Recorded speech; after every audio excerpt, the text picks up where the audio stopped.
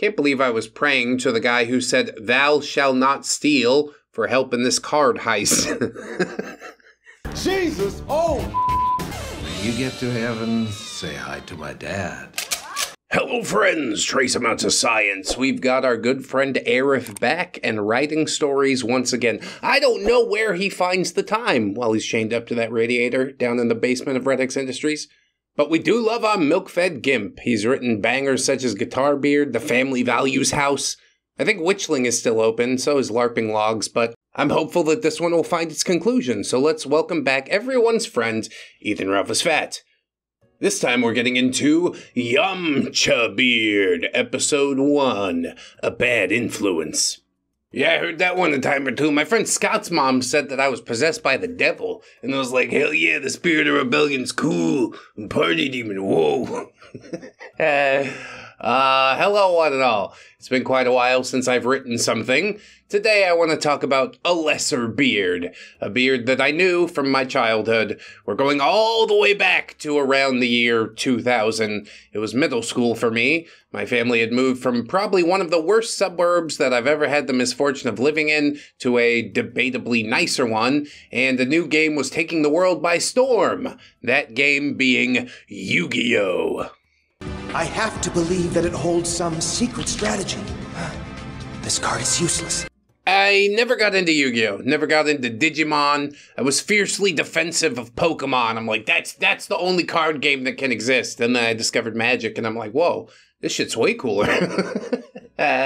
Still like Pokemon on some level. Catch me on Pokemon Showdown random battles. To me, this was an upgrade from the Pokemon TCG. Wow, read my mind. Because that game had incomprehensible rules at the time. Yu-Gi-Oh! Was also incomprehensible, but the cartoon was better, in my opinion, so I gravitated towards that. What are you even talking about? Pokemon anime, it's not great, but like I said, I'm fiercely defensive of it. I will grant you that nobody goes to the Shadow Realm, at least not until Darkrai shows up. What can I say? Card game that sends you to hell seemed pretty metal, even to a young Arif. Before I introduce the characters, a little preamble about my mother back in the early 2000s. Despite our heritage, she had often tried to push me to be friends with the whitest kids that you could possibly find. She was vocally against me befriending anyone with a melanin count higher than her own. She's changed since then, but there is some subtle irony to this.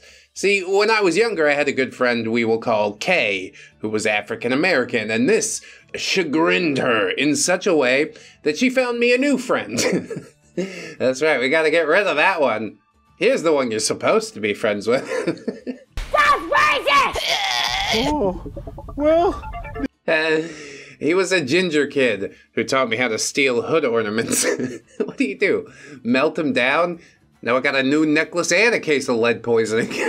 The irony of all this is somehow still lost on her, of course. Moms are always in denial. Me and my wife have both asked our moms, you remember this traumatic thing that happens in childhood? Both of our moms answered basically in unison, nah, I don't think that happened at all. Now you're trying to gaslight me. Maybe they really don't remember. Their brain blacked it out. I don't know. Anyway, as history is wont to do, history again repeated itself. I made a new friend who we will call T. T was a good kid and always happy, but in my mother's eyes was born with too high a melanin count. Oh, unfortunate. I hate when that happens. What the hell? Therefore, again, she found me a new friend. We'll call him Yamchabeard, or YB for short. Yamchabeard as a child was deeply odd. He was all consumed by two major personality traits, his love of Dragon Ball, and specifically the character Yamcha, and his absolute love of the game of Yu-Gi-Oh! But before I go any further, allow me to introduce the characters of the story. And allow me to say, Yamcha's terrible, like he's a step above Krillin. What the fuck are you talking about? He just sees himself as the underdog is what it is. He's gonna feed off pity the entire time. I'm excited to watch it unfold. Okay, we got OP, that's me. Everyone's friend, Ethan Ralph is fat. Displaced and friendless middle schooler looking for a place to fit in, poverty-stricken and desperate to find a way to connect to peers. My mother's own prejudices at the time forced me to befriend only the palest of people because of reasons unclear to me. I mean, her own preconceived notions, mostly. Yamchabeard was about as pale as they come, and always had a half-lidded, almost crazy look in his eyes. That malignant, almost blank, half-lidded stare of his is still very crisp in my mind. Like he just doesn't feel anything deep down inside, like Milton. It's fun to do bad things. He also had this odd thing with his body where one arm had much less muscle definition than the other. Oh yeah, yanking the crank, huh? You been lifting weights? No. Like one arm was really beefy, and the other was basically a skeleton with skin stretched over it. Dude, that is comical. I, to this day, do not know why that was the case. His personality was all consumed by his desire to basically be king of the nerds. I mean, you might be looking at some sort of dystrophy, but on the other hand, it is a comical sight. He doesn't work out at all, and his right arm is super jacked, and his left arm is wasting away. The writing's on the wall, as far as I'm concerned. I might refer to it as dystrophy to his face, but in the privacy of my own home, in my own mind, we all know what's going on. We all know what's going on. We all know what's going on in this thought bubble. The kids don't know, but we do. And of course there's T, who's a lanky kid that lived a block away from Yamchabeard. Yamchabeard and I would often hang out with him, as he too was a bit of a Yu-Gi-Oh nerd, and he also always had the best stuff. Oh hell yeah, I summoned Blue Eyes White Dragon!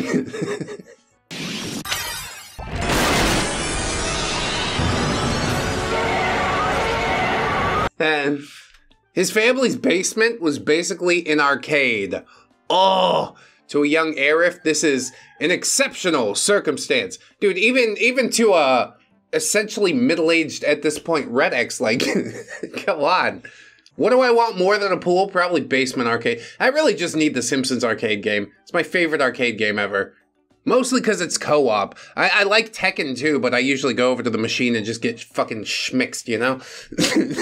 Anyway, T also had other interests outside of anime and Yu-Gi-Oh, and this often caused me to ditch the somewhat disturbing presence of Yamchabeard for the greener pastures of healthy human interaction. Oh, come on, bro, don't you want to talk about Yu-Gi-Oh and Dragon Ball for another 12 hours? Oh, I think I'm good. Side characters, of course, there's a few side characters that might get brought up later, but the three main players are the ones listed above. Okay, with all that out of the way, allow me to introduce you to the perplexing way in which I was forced to befriend Yamchabeard. Bro, like, where did your mom even find this kid? Put an ad on Craigslist? I need a friend for my son. Probably had to sort through like a bunch of 30-year-old psychopaths, and she's like, oh, you're my son's age. Still found a psychopath, but it's Craigslist. What do you want? T and I had been hanging out on my front porch, playing a hand of the new cardboard crack known as Yu-Gi-Oh! We both had those early jank starter decks. I know the ones. T playing the Yugi deck and I playing the Kaiba deck. I had just had my ass handed to me yet again as my mother pulled up in the family minivan, her face already affixed with a scowl from the horrors of being a single working mother, growing even more sunken and angry as she assessed the melanation of my new friend. Your mother seems like very much the villain of this story so far. And then she brought along Yamchabeard so she could get like a double-pronged attack going on. She was quick to dismiss him in her own way, but his departure had been hampered by a flat bike tire. She begrudgingly offered him a ride home and drove us to his neighborhood, dropping him off at home and then getting a bit lost on the way back. On our way out of T's neighborhood, she spied a rather pasty-looking white kid playing Yu-Gi-Oh! With a kid who couldn't be older than 7. To which she kicked me out of the car to go make friends with the kid who would of course be Yamchabeard. She told me something along the lines of, "That looks like a nice kid around your age. Go be friends with him. You both play the same fruity card game." It's not fruity, it's got dragons! You just run out of the car crying, "Ah! Tell my mom how cool Yugioh is." And all of a sudden you're friends. Cool! I mean you and Yamchabeard. Hopefully not you and the 7-year-old. You guys are in middle school, that's double digits, we gotta break this up. And so with that, I had been ushered out of the van and my mother drove off, giving me no verbal indication of when she would be back. Well, I could either stand here like a dumbass or go try and make a friend, I thought to myself as I awkwardly approached. I soon recognized Yamchabeard from one of my classes and greeted him and his young opponent, a greeting which was met with a cheerful "hello" from the child and a dismissive grunt from Yamchabeard. I watched as the game went on for, well, I guess until Yamchabeard finally declared his victory. The kid started to get misty-eyed, removed a card from his deck, and handed it to Yamchabeard. "Oh, damn, dude, we playing for keeps around here?" That kid's 7. He doesn't understand what keeps means. Then again, his parents probably just keep buying him cards. "Kids today don't know the value of cardboard crack. Back in my day, we had to print our own, and it looked like shit." Yamchabeard told the 7-year-old child, "Hey, if you don't want to keep losing cards to me, just learn to play better." I mean, he is, slowly but surely, but I don't think a 7-year-old has the brain meat to compete with a, 11, 12, 13-year-old as far as strategy games go. You gotta develop that prefrontal cortex a little more. You know, once you're 25, okay, we're as good at strategy games as we're ever going to be, and then it slowly degrades to the point where I'm at now. I just really feel defeated. I tried the New Age of Wonders, and apparently I suck at it now. So, back to Dorp Fortress, and back to the story. He boasted as the kid broke into full tears. Yamchabeard added his new spoils of war to his binder. He stood and finally returned my greeting. Yamchabeard, "Oh, hey, you're OP. You have Mr. Mattis for history with me. What are you doing here?" "OP? Well, I saw you playing Yu-Gi-Oh! And thought maybe you'd want to play." Yamchabeard, "Yeah, sure. Well, let's go to my house, though. This little nerd's mom is probably going to want to yell at me for taking one of her kids' cards if we stick around too long." So yeah, you know what you're doing is wrong on some level, right? OP says, "Is it normal to give a card to the winner in a game of Yu-Gi-Oh?" Yamchabeard, "No, but he doesn't know that." What an asshole. But indeed, the precedent has been set. We walked in silence as I pondered this. I did not consider the idea of playing for possession of cards in the past. I'd seen it done, but only among some of the more competitive and confident players in school. As I only had my little basic bitch starter deck, it was not something that I would be doing myself. I mean, that sounds absolutely fine and logical to me. Even when Pogs were a thing, I didn't play for keeps with my Pogs. You guys remember Pogs? You guys remember Alf? Remember Alf? He's back in pod form. It's fucking funny to me. I don't know why. So, when we arrived at Yamchabeard's house, we sat down on the porch and shuffled up, and then we played. I was pretty easily destroyed several times in a row. Though I will say it was fun, despite Yamchabeard's never-ending stream of consciousness. I'd made the mistake of saying that I also enjoyed Dragon Ball Z, at which point he took this as an invitation to talk about it at length. At some point, T showed up, apparently him also being friends with Yamchabeard. He sat down with us and we alternated playing against each other. Yamchabeard talking a lot of trash as he beat us down with his incomprehensibly overpowered deck. Somewhere near the conclusion of our time together, Yamchabeard decided to shift from his love of Dragon Ball Z and the character of Yamcha to talking about how bad our cards were. "Oh, now you're coming after my deck? That's serious business." Well, I didn't build it, though. It's a starter deck. What do you want? Yamchabeard, "You dorks are never gonna beat me if you have such bad cards. You need to get better ones. OP, well, that's not an option for me. I had to basically beg to get these cards that I have right now. Yamchabeard, just use your lunch money to get cards. OP, yeah, I don't get lunch money. I get the school lunches. T, same. Yamchabeard, wow, you're both like really poor. Okay, come by tomorrow and I'll show you how to get better cards. Yeah, by grifting 7-year-olds. OP says, really? And T says, you don't want to get the cards the way he does. Yamchabeard, I would think you, of all people, T, would be fine with what I do. T, why would I be okay with stealing? Yamchabeard, 'cause you're black. Oof. T just says, dude. With this, T had got up and walked away, heading back to his house. Yeah, that's probably the only proper response. Negative input, negative feedback. It's not the most negative of feedback that he could have given. This is the fair and balanced approach. OP said, did he say stealing?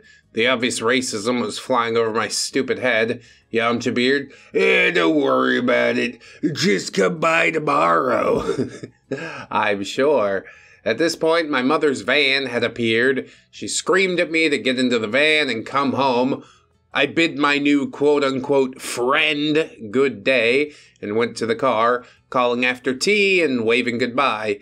That night, I was rather pleased and happy to have made 2 new friends, which was a shift from my normal introverted self at the time. Yeah, see, maybe Mom did you a favor kicking you out of the van. 25 years later, parents wouldn't dream of that. That kid's not coming home. Of course, all OP's laughter and happiness led to Mom believing that I was on drugs. No, all I wanted was a Pepsi. Normal people don't act that way. I go, Mom, just give me a Pepsi, please. All I want is a Pepsi. She asked me if it was T who had given me the drugs, probably because of his melanin content.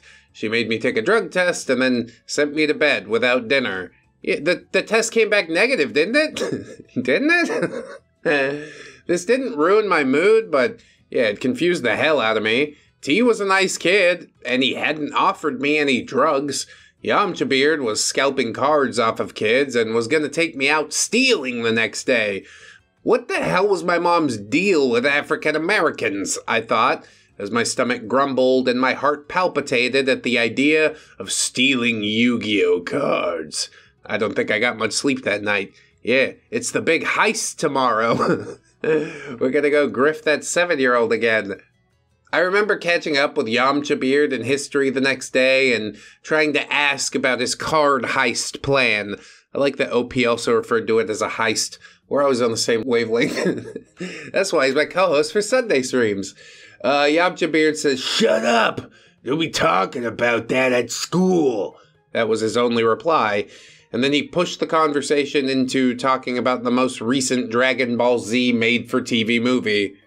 Yeah, not quite as exciting, but okay. OP seems to have enjoyed it. It was fun, though it did not take my mind off of the deed that was to come. During lunch period, I sat with Yamchabeard at the nerd table, and unsurprisingly, I did meet many interesting people. I had often considered myself socially inept, but these kids made me feel less so. They were quite odd. Yeah, as tends to happen. And 2 decades later, as tends to happen even more. At the time, I had no knowledge of neckbeards, but fingerless gloves and anime merch were on full display. One character of note was a girl that we will call M. She was of major interest to Yamchabeard, after he had properly established dominance as the best Yu-Gi-Oh player. He spent a rather profound amount of time giving her cards for her deck. I distinctly remember that she wanted to build a deck of cute cards and female cards. The logic behind this decision was she was a girl. Those were her exact words. Honestly, I remember that I respected the candor of that statement. I mean, you like what you like, that's fine. If it's a sweaty neckbeard building a deck of female cards, then it's a little more suspect, isn't it? The day ended, the bus carried me home, and I promptly left the house on my bike. One of the few benefits of being a latchkey kid is that no one's really around to ask you what you're doing or where you're going. I rode over to Yamchabeard's house, crossing the dreaded 6-way intersection. What a death trap. As a side note, whoever invented the 6-way intersection as a concept deserves to be in hell. I stand by that. You're not wrong. I remember Shinjuku crossing in Japan. That's like a 8-way intersection? 12-way intersection? I don't know. I only went there like twice the entire time I was in Japan. But it was a trip. Didn't feel like a death trap, luckily. All the cars stopped completely, and then all the people got a couple minutes to get across. Anyway, when we got to Yamchabeard's house, he was quick to come out and hop on his own bike and bid me to follow him. We took a very long ride to Toys R Us and put our bikes on the rack. OP, wait, we're stealing from a store? Yamchabeard, where do you think Yu-Gi-Oh cards come from, dumbass? OP, I thought you stole them from other people. Well, I don't know. Stealing from a corporate entity rather than an individual is sort of moving in the quote-unquote right direction, wouldn't you agree? Is it still wrong morally? Yeah, sure. But me personally, I tend to give this one a pass. They got a few extra cards lying around. It's called breakage, okay? They know it's gonna happen. They accounted for this, didn't they? Even if they didn't, and that's why they shut down. Whatever, they made their money. Fucking giraffe is taking enough from me, okay? I can't have it anymore. OP continues, I was in a panic, my nervous, shaky demeanor being met with Yamchabeard's unnerving, dead-eyed stare. Yamchabeard, look, I do this all the time. Just do what I fucking tell you and everything will be fine. The internal struggle of this circumstance could not be understated. I'd been caught stealing before. My mom would both literally and figuratively beat me if I got caught doing it again. But I don't want to seem lame. Peer pressure is a hell of a thing, isn't it? My mom told me to be friends with this person, and yeah, this person steals. So that means that I should steal? Why does every kid my mom makes me be friends with steal? Oh God, what if I get caught stealing? I need to leave this place. I should run away from this. What's Yamchabeard gonna do if I don't go steal shit with him? Why does this stuff always happen to me? Cool kids steal, right? I'll be cool if I steal, right? Oh, and I'll have better Yu-Gi-Oh cards. Oh God, please don't let me get caught stealing. The best theft advice I ever got was from my brother, who's currently locked up, but not for theft. And he said, just walk in there, grab it, and walk out like you own it already. And it worked, like, a lot. We'd walk into a grocery store, just grab a rotisserie chicken, and walk out the door. We almost got caught a couple times, but yeah, we were doing it to eat. We didn't really have a choice. What, you think I'm gonna steal a loaf of bread? A fucking apple? Like a pleb? Nah. Give me that rotisserie chicken. Of course, all of these thoughts and more assaulted my stupid middle schooler brain as I followed Yamchabeard into the store. Peer pressure always works. He navigated us through the aisles into a collection of rotating racks that had Yu-Gi-Oh! Booster packs in them. He found the section of the rack that had the most recent set on display and rotated it facing a nearby corner and started grabbing packs off the rack and just stuffing them into his cargo shorts pockets. There's no security, or what the hell? How has he not gotten caught doing this? Yamchabeard, get over here. Just grab some packs and stuff them in your pockets. The camera can't see us here. Well, look at this. He cased the joint and everything. He might not have much going on upstairs, but he's a halfway competent criminal. He whispered to me, and I begrudgingly began stuffing the packs into my pockets, head frantically and ironically praying to God that he would help me through this ordeal. I spent a long time reading that last sentence. Can't believe I was praying to the guy who said, "Thou shalt not steal," for help in this card heist. Jesus! Oh! When you get to heaven, say hi to my dad. Yeah, he'll let you get one for free, you know? Truly, young Arif was really, really dumb. I pity them. Dude, in middle school we were all dumb. I don't know if any of us truly outgrow it.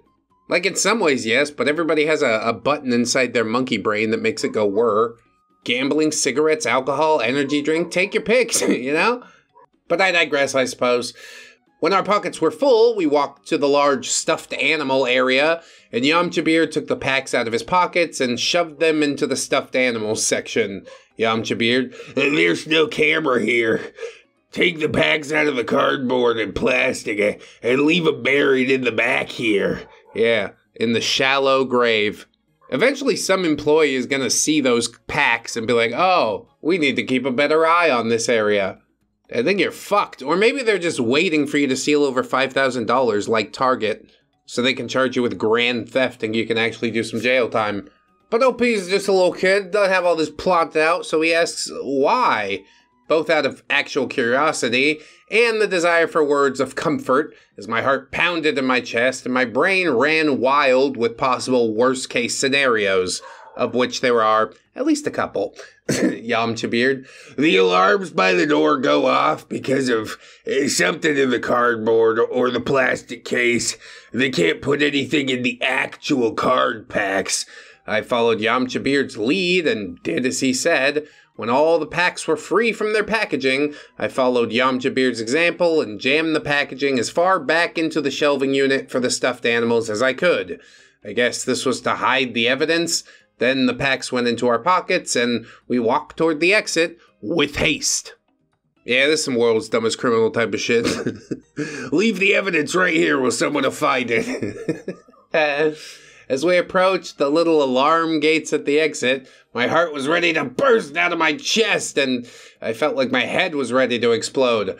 I am not built for this kind of thing, I thought frantically as we crossed the threshold from store to outside wild, the sunlight causing my eyes to sting slightly from the sudden transition. We walked to our bikes, mounted them, and headed back to Yamchabeard's house. All the while, I was looking over my shoulder, nervous that the police were on their way to find the Yugioh card bandits. That's a good name. I want them to call me that. I'm gonna start stealing Yu-Gi-Oh cards. No police came, but the bike ride was long and nerve-wracking. When we finally got to Yamchabeard's house, we went inside and up to his room. Yamchabeard, okay, time to see what we pulled, he said, proudly digging in his pockets and unleashing about 20 packs of Yu-Gi-Oh cards onto the floor. I carefully took mine from my pocket. I'd managed to convince myself to steal 7 packs. Somehow, in my young mind, that seemed less terrible. I mean, yeah, I know you just wanted to steal 1, but you gotta play the part, you know? Might as well take these other 6. This could really start you down a bad road, you know? Yamchabeard, that's all you took? Such a wuss. OP, I've never stolen anything in my life. I don't even swear. Yamchabeard, wait, really? OP, yeah, my grandma says that swearing is what people do when they're too uneducated to have a proper vocabulary. I mean, that's probably true, but I don't give a shit. Yamchabeard, I'll give you 1 pack to swear. OP, no. Yamchabeard, 2 packs. OP, no. Yamchabeard, 3 packs. OP, I don't want to swear. I was getting frustrated. I really didn't want to swear, but I also did want more packs. I wasn't trying to milk the situation for more packs. I just didn't want to sell the fact that I didn't swear. Eventually, I broke at an offer of 8 packs. OP, shit. That's good value for money, honestly. I say it for free all the time. I said it as quietly as I could. Yamchabeard, no, you gotta say it louder. There's about 5 minutes of him getting me to eventually say it in a normal speaking voice. Then he guided me through a few more colorful phrases and words before ponying up those 8 packs. I remember actually having fun opening the packs, finding cool cards that I would have never got my hands on otherwise. When all the cards were laid out, the anxiety of my new status as a criminal had somewhat abated. Yeah, we got away with it. Look at all the nice things. We should do it again. I love stealing. I love taking things. I see what happens next. It's a long road. It's a very swift downward spiral. Yamchabeard, now, was that so bad? OP says, I don't know.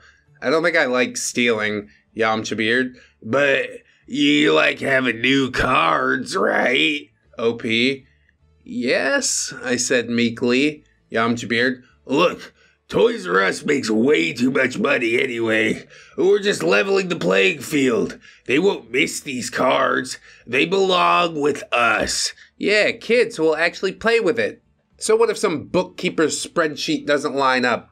I hate to agree with Yamchabeard. Morally, I know he's wrong, but yeah. You ain't gonna catch me out here feeling bad for a multi-million-dollar corporation. OP says, none of that is possibly true. Yamchabeard, it's a giant store. They have plenty of money. These cards mean nothing to them and should therefore be our property. Oh, if only property was so easy to attain. OP says, but what if they find out that we stole them? Yamchabeard, I steal from there like once a month. Am I in jail? Now shut up and let's build you a deck. It was at this point that Yamchabeard took out his binder and looked at my cards. I focused on a specific card that I liked and its mechanics, and Yamchabeard started building me a deck. He gave me some of his binder cards in exchange for some cards from my pile of misbegotten cardboard. I'm sure he somehow got the best of me in that situation, but at the end of the exchange, I did have a functioning deck. One that could occasionally beat Yamchabeard, which was more than enough to help further alleviate my anxiety. And you know what happens next, right? We're going back to Toys R Us! And the next day at school, I was able to win a few games at lunch, and my status among the Yu-Gi-Oh players increased to some degree. Oh, hell yeah. And that matters. High school is such a serious thing. These problems matter. I had also now taken on Yamchabeard's preference to spend at least half of lunch with M, helping her build her deck or watching her draw.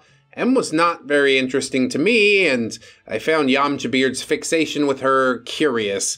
From this point on, I'd spend a lot more time with Yamchabeard. I always found him slightly unnerving in his intensity, but we both liked DBZ and played Yu-Gi-Oh! And sometimes that's really all a friendship is when you're young. Yeah, even when you're old. Mutual interests and proximity. T sometimes showed up, specifically to play the card game. I remember him being quite disappointed when he found out that I had stolen cards with Yamchabeard.